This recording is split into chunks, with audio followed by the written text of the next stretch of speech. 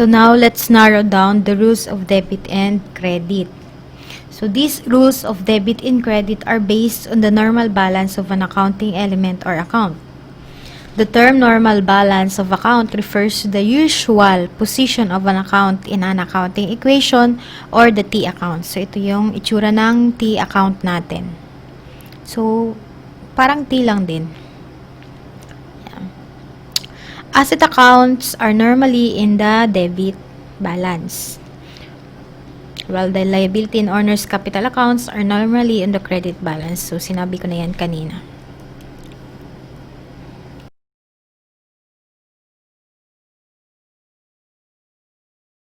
So, Rule 1, Assets. Debit to increase the amount of assets. So, dagdag or increase sa debit side for asset, while credit to decrease its amount. So, kung ang normal side ni asset is debit, so malamang kung napunta siya sa credit side, dinidecrease siya nito. So, to illustrate, so I have here different situations. So, number 1. So, yung gagawin natin is i-entry natin yung transaction, then iti-T account natin siya. So, number 1 natin, we have on January 5. So, January 5, Pearl Services bought 3,000 worth of supplies on account. So, ano yung binili niya? Ano yung feeling mo na ano dyan yung feeling mo na may value received? Syempre, yung supplies. So, bumili ka para magamit mo yung supplies. So, di ba, ikaw yung may discrepancy or may discretion kung paano mo gamitin yung supplies. Kaya yan ay debit natin. So, debit natin.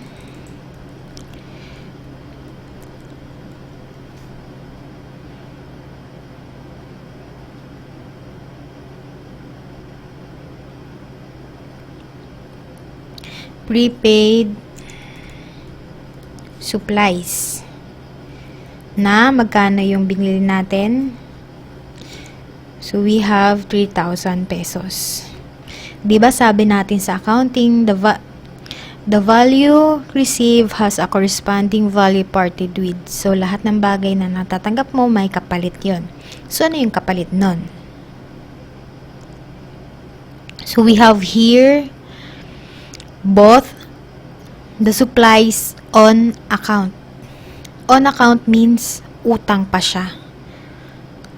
Kaya meron tayong utang na babayaran. So, pag-record natin yon is accounts payable. So, sa accounting, para differentiate natin kung debit or credit, so pag nagre-record tayo ng credit, nag-i-indent lang tayo ng konti, tsaka natin i-record yung same amount. So, kung 3,000 yan, dapat 3,000 din kay credit. Yan. So, balance sila. Make sure na in every transaction, balance yung mga amount na nire-record natin. Number 2nd transaction.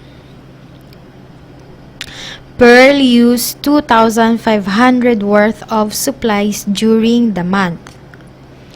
So, anong ginawa niya? Yung supplies na binili niya noong January na. So, since nagamit niya, nagiging na bumababa na yung value niya, or bumababa na yung value ng asset na originally in-acquire natin. So, pag ganon,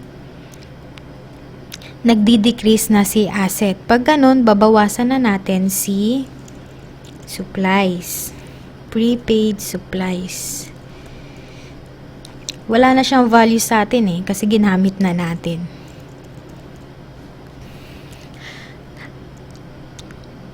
Ginamit na natin sa supplies.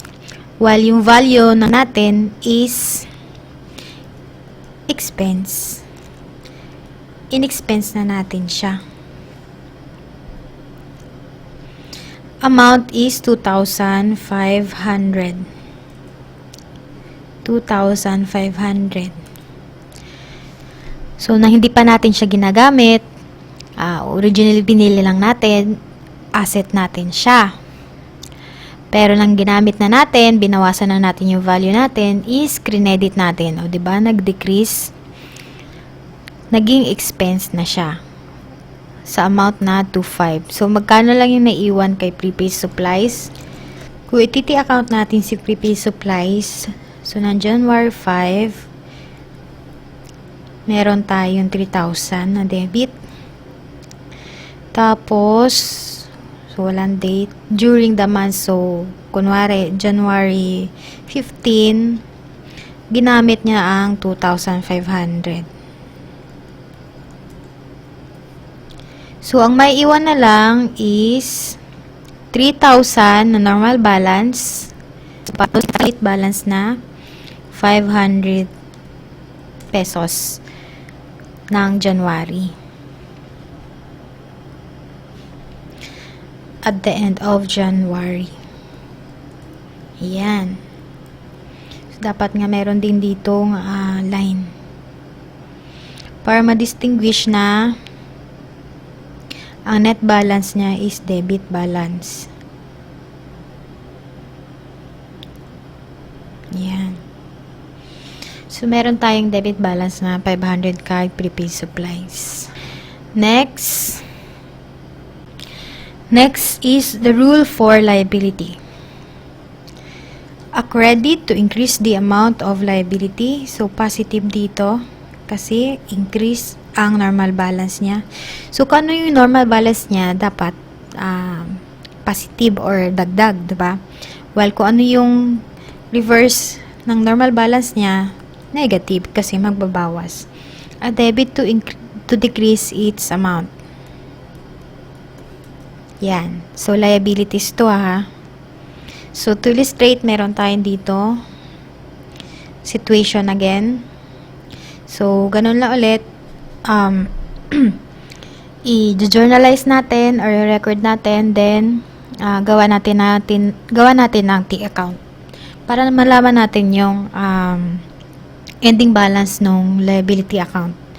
So, we have on January 5,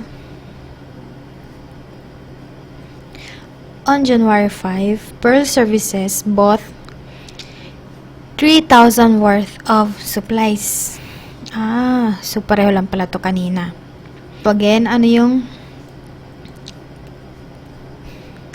binili natin supplies? So si supplies ba is may value tayo dyan na mga gamit?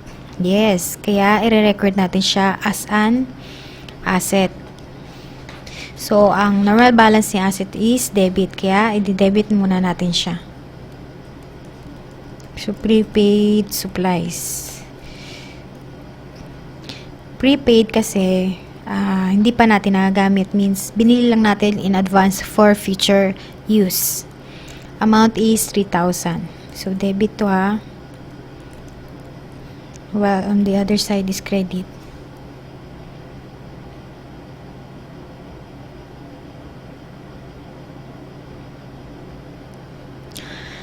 So, anong kapalit nun? On account. On account means utang muna natin. Kaya meron tayong liabilities. So, same situation siya dun sa taas, pero ang pagtutuunan natin dito is yung liability account na si accounts payable. Ayan. Next situation. On January 18, Pearl paid 1,800 for the obligation incurred on January 5. So, binayaran daw niya yung utang niya na in-incur niya or kinuha niya noong January 5. Ang tanong, lahat ba binayaran niya? No, kasi nandito paid 1,800. So partially paid payment pa lang yung ginawa niya, hindi pa full payment. Kaya yung i-record din natin is yung 1,800 pesos lang.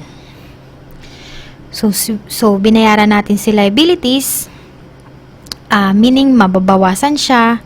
So i-debit natin siya kasi magkakaroon siya ng decrease, 'di ba? Accounts payable. Magkano ulit yung binayaran niya? 1,800 pesos only.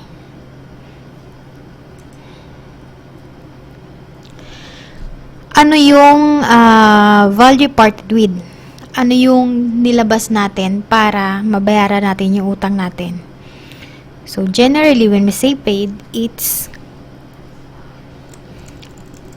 we refer to it as cash. Okay? Natural, hindi na uso ang barter ngayon.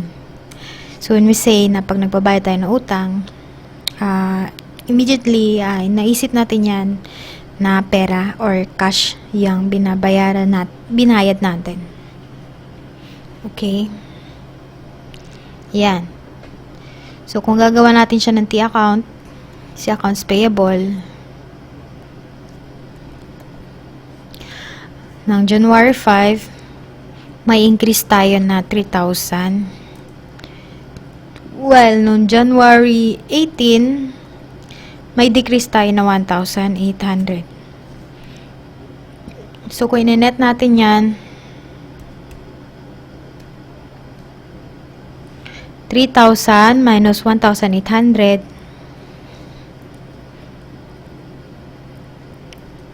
balance natin is 1,200 na lang. It's a net credit balance kasi yung value or amount ni debit side is mas malaki kaysa kay debit side. And since accounts payable has a credit balance, so mapapadebit. So naturally payable pa rin siya, which is on the credit side. So if ever na yung naging net balance ni accounts payable is napunta kay debit side, so ibig sabihin nasobra yung bayad mo. It's either sumobra yung bayad mo, so hindi na siya payable, dapat receivable na siya kasi hindi naman tayo nagre-record ng negative amount kay asset liabilities, except kung loss yan kasi naturally negative talaga yung amount niya, or sa owner's equity kung may capital deficiency, so nagre-record din tayo ng negative. Pero in terms kay asset and liabilities, so hindi tayo nagre-record ng negative net value or amount. So it's either sumobra ka ng bayad, so dapat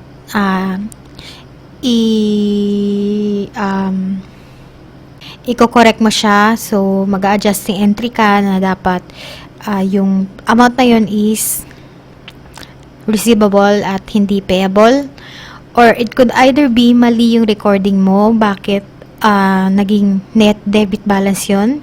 So pwede ring nagkaroon ng transposition, yung credit side nalagay mo kay debit side while yung debit side nalagay mo kay credit side. So be careful lang tayo sa mga ganyang bagay para hindi tayo magkamali at hindi tayo pabalik-balik, especially kung gumagawa na ng worksheet kasi masyadong mahaba ang process doon. Okay?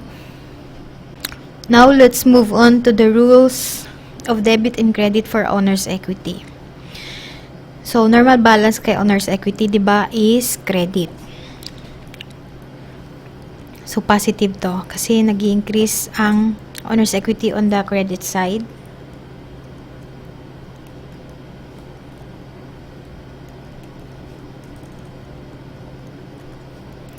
While obviously sa kabila is negative kasi nagdi-decrease siya sa debit side.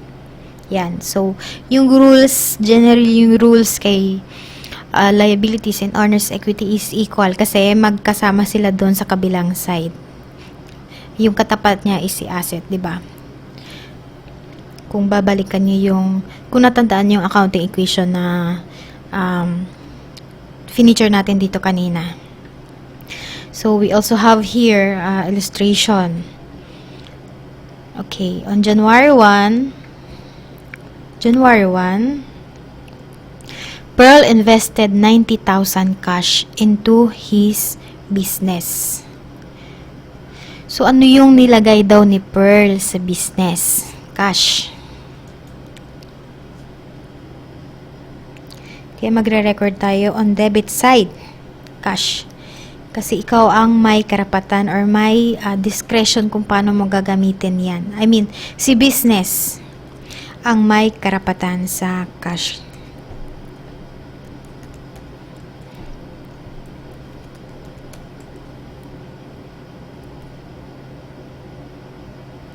Yan. So, ano yung pinart mo or value parted with? Ayun, ano yung nilabas ni Pearl para makabigay siya ng cash? Ba't siya nagbigay ng cash? To have a capital position in the business.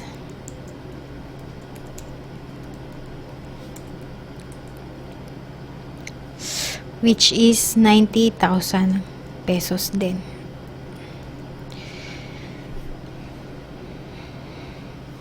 Ayan. So, ang nangyari is nagpahiram ng pera si Pearl sa business. So, may investment na 90,000. So, sa ngayon, since binigay niyo yung pera, merong karapatan si business. Pero at the end of the day, kung magkakaroon na ng dissolution or stop na yung business, so magkakaroon na ng liquidation, babalik na yung mga pera. So, mababalik din yan kay Pearl, yung capital niya, and kung may profit, additional profit, may mapupunta din sa kanya. Kung loss, mas mababawasan siya. So, depende yan sa takbo ng business kung mapapaganda niya. Mapapaganda ng mga owners, kung partnership, mga partners, kung sole proprietorship, kung sole proprietor siya, si Pearl lang kung mapapaayos niya ang takbo ng business niya. Depende yan sa management. Next is, on June 1, Pearl withdraw 60,000 cash as permanent withdrawal from the business. So, since permanent na yan, hindi niya na inantay na tumagal pa ng ilang years, kaya ewan ko, siguro hindi gumanda yung or may kailangan siya ng paggagastuhan, kaya winidraw niya na yung pera. So, i-record na natin siya agad sa capital kasi permanent na yan hindi naman yan temporary. So, binawasan natin yung capital niya kasi withdrawal means pagbabawas. Ano yung kapalit ng withdraw niya? Ano yung binawas sa business? Siyempre, cash. So, since nabawasan si cash, credit side siya, while si capital nabawasan, 'di ba? Capital decrease, debit. Yan decrease. Kaya ni-record natin siya sa debit. Yan. So, kung entity account natin, ang J Pearl Capital, January 1, mayroon tayong 90,000 beginning balance. In the middle of June, or the beginning of June 1, nabawasan tayo ng 60,000 pesos. Kaya ang net balance natin ay 90 minus 60. It's a net credit balance. Kasi mas malaki pa rin naman yung initial na investment niya kaysa sa winidro niya. Kaya net credit balance.